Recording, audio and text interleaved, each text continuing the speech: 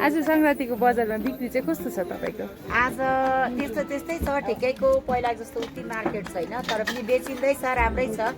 यहाँ चाहिँ सकरखण्ड रहेछ। सकरखण्डको मूल्य चाहिँ कसरी बेच्दैछ?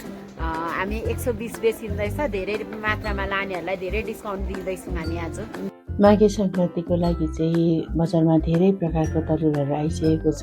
सरखण्डा, घर तरुल, सिमल तरुल, वन तरुल। हामीले चाहिँ घर तरुल, रातो सरखण्डा किनेर ल्याएको छौँ। इस्कुसको जरा, सिमल तरुल, यो सेतो सरखण्डा पनि एकदमै राम्रो पाएर यो चाहिँ धेरै किनेर ल्याएको छौँ। र अब भोलिको लागि सुशीला बहिनीले सबै यो धोएर सिन्नको लागि रेडी गर्दैछ र भोलि बिहान चाहिँ उठेर नुहाइधुवाइ गरेर भगवानलाई चढाएर चाहिँ हामी मकर सङ्क्रान्ति मनाउने छौँ। र सबैलाई ह्याप्पी माघे सङ्क्रान्ति।